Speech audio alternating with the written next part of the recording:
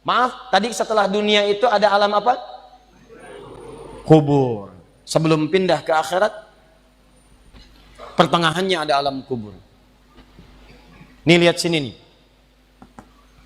Kalau orang sudah selesai di alam ini, maka Allah wafatkan.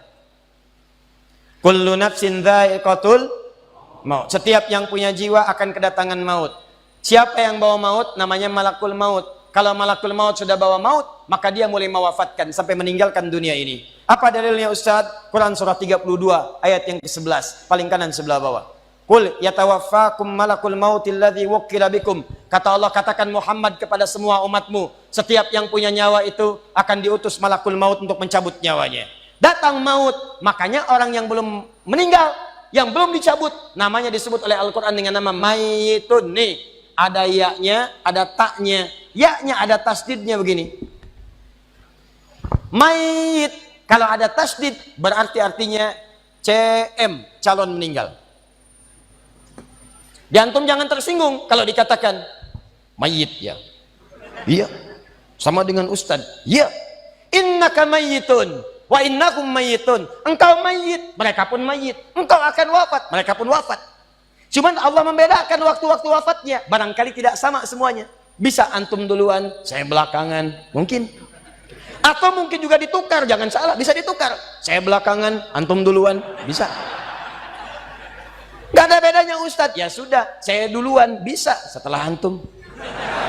Nah, dipakai tasdid. Kalau datang maut, maut datang. Maut lewat malakul maut. Maut ini mengambil nafas, diambil tasdidnya nih, ambil ke atas. Begitu diambil, qul yatawaffakum malakul mautil ladzi wukkila bikum. Kullu nafsin dha'iqatul.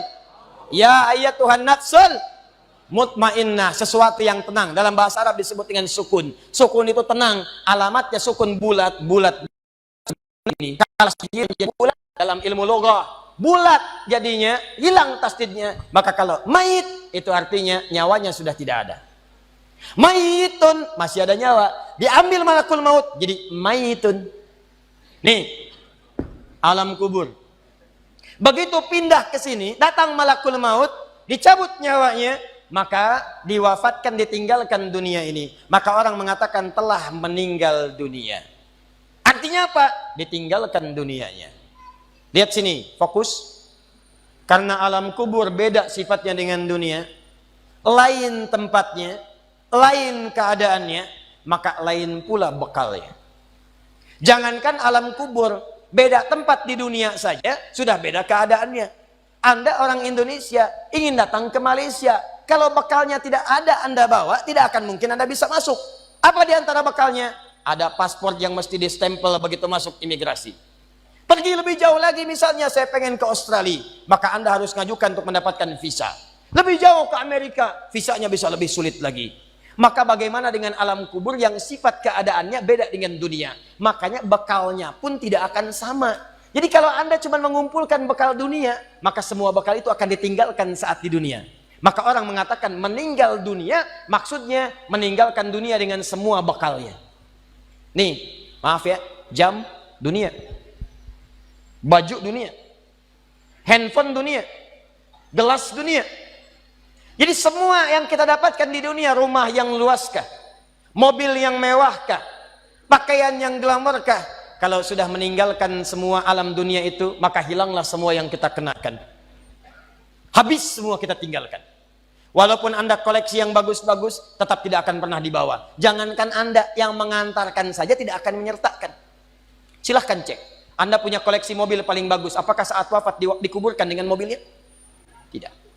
Anda punya handphone paling mewah, kenangan tingkat tinggi. Di handphone itu suka dipakai bikin status tentang hadis, tentang ayat, tentang tafsir. Tiba-tiba ketika akan wafat, Anda wasiat kepada istri Anda tercinta. Mama, ini handphone kesayangan Papa. Handphone bekal ibadah. Tolong kalau meninggal, kuburkan dengan handphonenya. Kalau Mama kangen, miss call aja. Mustahil. Tuh, air. Mereknya Bengkulu Fillah. Nikmat di dunia. Tapi apakah ketika masuk ke alam kubur dibawa? Tidak. Selesai. Maka bagian pertama, Anda mesti sadar, ini yang mau saya sampaikan. Dan dari sini, saya akan lebih fokus kepada apa yang ingin saya sampaikan. Kita mesti sadar teman-teman sekalian, pertama kata Allah kita akan wafat. antum akan meninggal. Wafat. Wafat. Wafat. Wafat. Jadi antum kalau melihat di cermin tuh, ngaca dulu, ngaca, tunjuk wajah antum, wafat. Kamu akan wafat. Ketika Anda sadar Anda akan wafat, meninggalkan dunia ini, maka Anda mesti paham, udah punya bekal belum untuk pulang? Udah punya persiapan belum? Jangan-jangan Anda sibuk menyalakan rumah dunia Anda.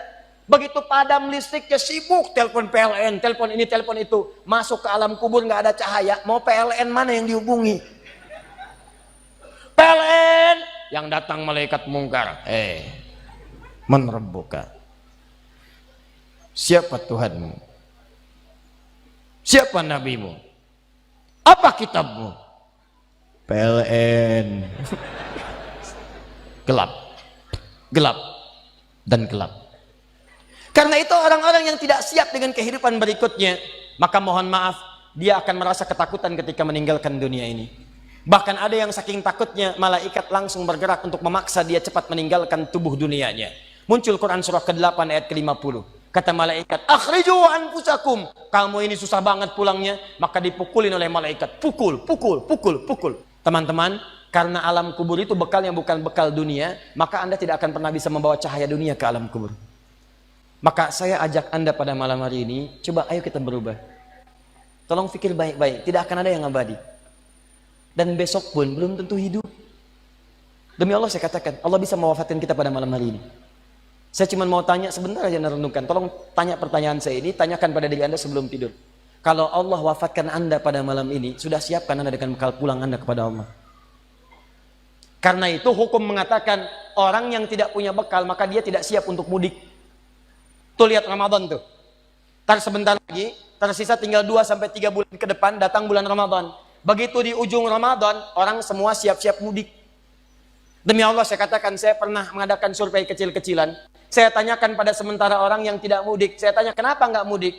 Ustadz, nggak ada bekal. Dunia saja tidak punya bekal, malu mudik. Tidak punya bekal, susah mudik. Tapi yang punya bekal, oh dia nyari sebanyak-banyaknya. Begitu sebelum berangkat, tiba waktunya raya, dia siapkan. Bahkan ada yang kemudian mencari motor terbaik. Motornya Honda bebek, bekalnya singa. Motornya bebek, bekalnya singa. Karena bekalnya lebih banyak dibandingkan dengan sifat kendaraannya. Kendaraan kecil, motornya modifikasi. Tambah lagi pelepah pisang. Tambah lagi dus 1. Tambah belakang yang lain lagi. Numpuk semua di belakangnya. Dituliskan kemudian tulisan, aku pulang sayang, jemput ya. Masya Allah. Luar biasa. Kenapa? Karena tahu dia punya bekal untuk pulang. Dan yang dikunjungi pun dihubungi terlebih dahulu. Aku mau pulang. Maka yang di sana menyiapkan segala perlengkapan untuk menyambut yang pulang. Silahkan cek. Begitu tahu akan ada yang pulang mudik, maka rumah dicet. Makanan diada-adakan. Semua dimunculkan. Bahkan yang tidak ada pun menjadi ada. Coba setahun sekali. Luarnya kongwan, dalamnya rangginang. Idul Fitri. Anda pun begitu. Jadi kalau dunia saja punya sifat mudik, maka akhirat pun demikian. Orang-orang yang punya petaknya cuma dunia saja, maka selesai hidupnya di sini. Kata Allah, nih saya berikan gambaran. Yang visinya cuma sampai sini, maka saya berikan semua kenikmatan dunianya seperti yang dia inginkan. Tapi begitu selesai ini, ditenggelamkan di alam kubur sampai kedalaman yang paling dalam. Turun ancaman. Allah tidak menginginkan semua manusia larut di sini. Tapi kata Allah, saya tidak maksa. Nih saya berikan gambaran kepada Anda. Kata Allah, turun surah Al-Humazah. Wailul likulli humazatin alladzi jama'a malahu wa yahsabu anna malahu akhlada. Kata Allah, hei yang terlampau sibuk dengan dunia. Suaminya sibuk cari harta, hitung lagi, hitung lagi, hitung lagi. Istrinya sibuk kumpul-kumpul dengan sesamanya, cuma membicarakan harta suami. Sosialita yang senang dengan kumpul-kumpul saja, tidak ada manfaatnya, cuman ngobrol, cuman gibah, cuma macam-macam. Makanya ketika menyebutkan kalimat saling cela, saling ngobrol, menggunakan tak marbutah. Tak marbutah menunjuk pada perempuan. Wailul likulli humazatil lumazah, pakai tak, sedangkan tak sifat menunjuk pada perempuan. Muslim laki-laki, kalau ingin jadikan perempuan tambah tak di ujungnya, muslimah. Mukmin laki-laki, perempuan mukminah. soim laki-laki, perempuan. Wah, itu dia. Sesuatu yang kokoh, kuat, berwibawa, mantap, punya tenaga. Makanya tanda-tanda laki-laki pun beda. Punya kumis, laki-laki berkumis, perempuan tidak. Punya wibawa, punya kata-kata yang kuat. Makanya kalau ada laki-laki suaranya sedikit gemulai saja, itu akan kehilangan sifat wibawanya. Nama siapa? Nia.